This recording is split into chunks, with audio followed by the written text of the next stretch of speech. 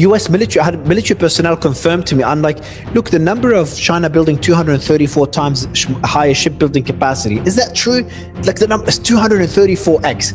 It must be, fabricated. There must be flaws. They're like, Mario, no, it's actually the truth. I'm like, so it's the truth. Later. 今天这段访谈的含金量很高，因为对谈的这位不仅是拿过博士学位的美国顶级经济学家，更是极具战略眼光的未来学家克里斯·马滕森。他在节目谈到，如果未来跟中国陷入僵局，甚至不得不开战的时候，老美内部会有多被动？中国的造船产能是美国的234倍，他们的工厂一个月就能咔咔造出1000枚导弹，太可怕了。面对这极其悬殊的工业碾压，这位美国专家彻底急眼了，直言真要撕破脸，美国连打都不用打就已经输了。来看影片。The US was extremely unprepared for the drone warfare that it has faced. I now asked a couple of generals, General Randy, I've asked Admiral Montgomery, I've asked the former commander of CENTCOM who was on the show, I keep forgetting his name, and to understand why was there that shortfall, and it's just hubris. There were the overconfidence of the US military and also the flaws or the misaligned incentives when it comes to the military-industrial complex. Their goal is to make as much money. So if it means not selling it cheap, so hubris along with the military-industrial complex being greedy as hell, and you get to where we are today, which is a very bad place to be. And also, I don't know if you know this, the US deployed deployed their Dark Eagle hypersonic missiles to the region. They've only got 12 of them, and they cost $40 million each, and they can only make 1 to 2 a month. While China and Russia could make dozens and hundreds, dozens for Russia, hundreds for China, at a much cheaper price. So it did show a lot of vulnerabilities in the US military that would be concerning for anyone in the US military right now. Well, indeed. And I've heard it said that all military victories are really a victory of logistics and manufacturing, right? So if you can be out-manufactured, you've already lost. As far as I'm concerned, the United States, had better not go to war with China, because I think we've already lost that war. Because like you say, we can build these missiles, but they say it's going to be 1 to 2 years, 3 years to resupply some of these. China can outbuild that in a week, in a month. I mean, China, who knows? China likes to put out, PR pieces, and some of it's propaganda. But somewhere in there, I think there's some truth. No, Chris, no. The US military, I had military personnel confirm to me, I'm like, look, the number of China building 234 times higher shipbuilding capacity, is that true? Like the number is 234x. It must be, fabricated. There must be flaws. They're like, Mario, no, it's actually the truth. And I'm like, so it's the truth. Well, and they showed a video, I don't know, almost a year ago, China put out this video of a really clean robotic factory, and the claim was it was putting out 1,000 cruise missiles a month, right? A month. 1,000. One factory, right? So, oh my God. We have these fancy things that can knock stuff down, and it's brilliant, but if they're shooting, hundreds and then dozens or thousands of inbound things that are cheap and accurate, you're going to lose that war. Right, you run out of things to shoot at them. So, and we need the Chinese rare earths for the military equipment anyway. Well, we need them to make our missiles. So if we ever got in a war with them, it's over, because they just stopped shipping stuff to us. Which, by the way, China doesn't necessarily have to go to war with us. This is my number one concern. I share this, with my subscribers. I share it publicly. Is if someday China wakes up and says, until United States, until you get your own regime change, until you settle down, we're just going to suspend trade for a while. And then you could just put an egg timer on our economy in it before it absolutely implodes. Wouldn't the Chinese economy also implode, because they are dependent on the US consumer? So isn't there things that the US could also do to choke off the Chinese economy? Funny thing, they're dependent on the US consumer for our dollars. Dollars are not actually a physical thing. It's a construct. We're dependent on them for real value being added, going from soil ore to real things. They're not comparable at all. Interesting. So when I say, just for the audience, when I say the Chinese are dependent on the American consumer, that's the American consumer spending American dollars to buy products manufactured in China. which one of my companies imports. So like whenever we get an order, it's for a product that we work with a factory in China to import, and we pay them in, for me, Australian in euro, because that's the countries I operate in, but in US dollars. But what we're dependent on from China is the raw material that is necessary to allow the machine to function. So in a worst case scenario where globalization is dead, and in a way, we've seen the flaws of globalization in this war. So in a worst case scenario where globalization is dead, when it comes to necessities, China has the upper hand. They do. They absolutely do. So this was a decision the United States made starting under NAFTA, and it sort of grew and metastasized, but we outsourced manufacturing to the rest of the world. China didn't just sort of pick that baton up. They became the masters of it, right? And so if anybody listening to this wants to understand just how dominant China is, go to Temu.com and order something you're highly familiar with, right? So I do a lot of building on my farm here. So I'm familiar with things like post bases and hammers and real things. And I'm buying stuff off of Temu for literally pennies on the US dollar, higher quality than I've seen out of the US manufacturing in quite a long time. And somehow they make it and ship it here and make a profit.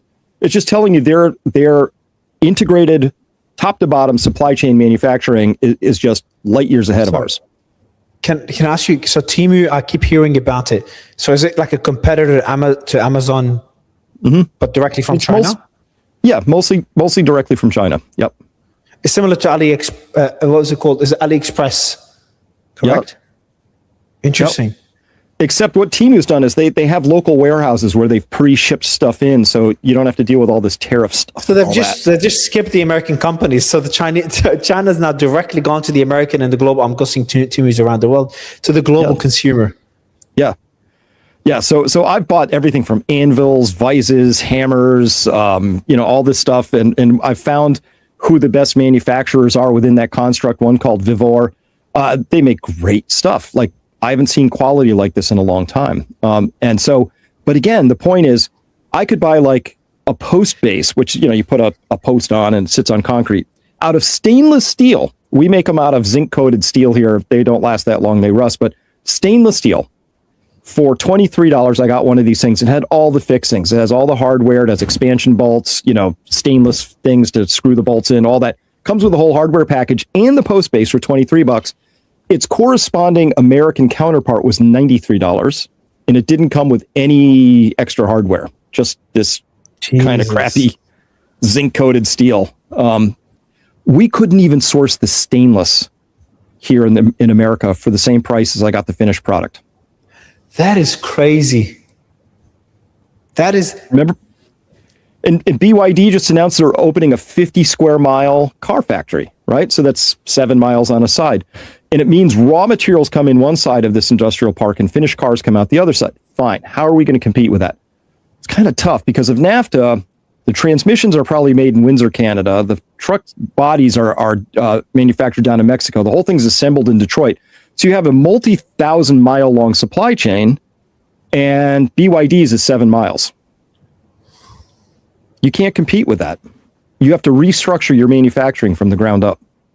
They've really screwed us in the last couple of decades. See, while we're busy with all these stupid wars, getting distracted by all these politics and arguing over this and that, and supporting Israel and what's happening in the region, and fighting with Latin America, capturing Maduro, getting into the Iraq war, Afghanistan war, just China's just building that massive dependence, that infrastructure, the plumbing under everything that we can't get out of now. Like, if any American leader's like, holy shit, we need to stop, the Chinese supply lines. We need to start manufacturing things in the US. We need to close that Temu, that website, and just get everyone to buy directly from the US. They'll lose every single voter in the US. So it's like, there is no way we can get out of it anymore. We just become too dependent. Well, and we've kind of done that Joseph Tainter's diminishing returns of complexity, right? So if I woke up tomorrow, what would change my point of view? If the Trump administration said, we've done away with half of all the regulations, we've just torn them up, and businesses can now come here. Because if you tried to open a 50 square mile anything in this country, you can't, right? You're going to get fought tooth and nail, and it will take you years, and it just won't get done. But China quietly in the last 10 years has added as much electricity generation as the United States has in its entirety. And they just added that in 10 years. And they've done it with a very intelligent energy mix, right? They're only going to bring in so-called alternative energy, wind and solar, at 1% a year, so it doesn't destabilize the grid. Germany's figuring out why that didn't work out, right? But the rest of it is fossil fuels, which comes with a heavy component of how are we going to maintain good trade relations with the people who have this stuff that we need while they're building out nuclear as fast as they can. They have the only 2 functioning pilot thorium reactor cycle plants at this point in time, and they're going to build those out pretty quick, I bet, because it's pretty cool. So anyway, so China has this energy strategy because they understand something that we seem to have forgotten in the US, which is energy is the master resource. If you have energy, all the rest is possible. Without it, nothing is possible. And we treat it like it's this thing that just sort of arises because as a consequence of the economy, and we have it backwards. The economy rises because you have access to cheap, reliable, abundant energy. Yeah, especially now with AI. Everything's about energy. I know it's been talked about for decades, the importance of energy, and back during the Iraq War and every foreign policies, a lot of people blame it on energy decisions. Back then it was important. Now it is by far the most important thing. And the country that wins the energy, how there's a saying, the country that wins the AI race is the country that controls the world, something along those lines. Well, that essentially means the country that wins the energy race is the country that controls the world. And the country winning it right now by a wide margin is China. And the country destroying its own energy grid by the widest margin is Europe. This is one of the craziest stories. And then you add the Strait of Hormuz. The Strait of Hormuz kind of exposed that. Now, obviously, China is dependent on the Strait of Hormuz because they are still an importer. But if across all of Asia, even though they're the biggest consumer of energy in the entire continent, they are also the least dependent on the Strait of Hormuz, considering the reserves that they have, the alternatives that they have, especially with Russia, and how fast they've expanded renewable energy as well and alternative energy as well. So, China, the Strait of Hormuz has really exposed on who's most vulnerable: Pakistan, Europe, Vietnam. Those poorer Central Asian countries and South Asian countries. Yeah. Yeah, Europe's. If we go to this multipolar world, which I'm sure we are, Europe is so poorly positioned for that. They're just sort of like odd man out in this story, and they've done a really bad job of angering Russia, which is their number one supplier of energy, and which makes sense, right? You've got everything from the West Siberia on through down to the Stans, and that's an energy-rich crescent in there, and Europe's cut itself off from all of that. And thinking that the United States is going to supply, they should have come over, and I could have spent just 10 minutes with people from Europe, leaders, and said, the United States is still a net importer of crude oil. Later. 整段访谈听下来，马腾森的语气里没有愤怒，没有敌意，只有深深的无奈。几组数据听完你就能理解他为什么无奈。中国一个全自动化的机器人工厂，一个月产1000枚巡航导弹，整个车间几乎看不到人，机械臂在流水线上自动装配检测封装。美国呢，暗鹰高超音速导弹一共就12枚，单价4000万美元，一个月只能造1-2枚，1000枚对1-2枚，不是一个量级的竞争。马腾森自己补了一句，你手里有再先进的拦截系统，对面飞过来的不是几十枚，是几百上千枚又便宜又精准的导弹，你把所有拦截弹都打光都拦不完。造船业234倍，美国全国能造大型军舰的船坞，一只手数得过来。中国光长兴岛一个基地的船坞数就超过美国全国。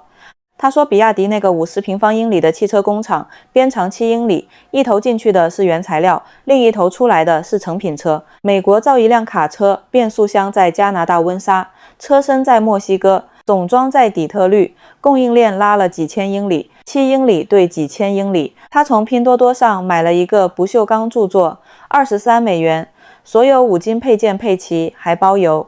对应的美国产品93美元，一块镀锌钢，没有任何配件。他甚至在美国买不到同规格的不锈钢原材料，原材料价比人家成品价还高。他把根因归结为傲慢和贪婪，傲慢是美军的过度自信，贪婪是军工复合体，只想赚大钱，不卖便宜货。你的国防工业被高利润、低产量的商业逻辑驱动，武器单价越来越高，数量越来越少。另一端造的是量大管饱、够用就行的东西，两种生存逻辑。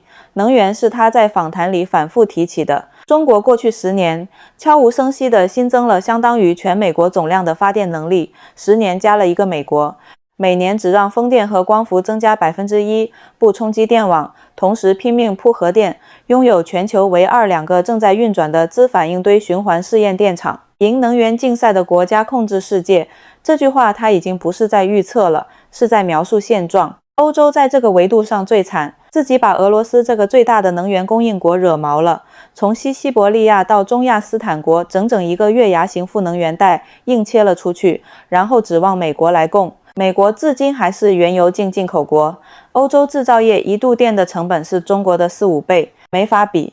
马腾森最后说，他这辈子最笃定的一件事就是，美国最好别跟中国打仗。语气里带着一种认命的味道。他说美国最好别跟中国打仗，因为不用打就知道会输。这句话从一个美国顶级经济学家的嘴里说出来，你知道他的内心会有多无奈。越来越多的西方专家其实知道了问题的答案，但即使知道答案也无能为力，这就是最讽刺的地方。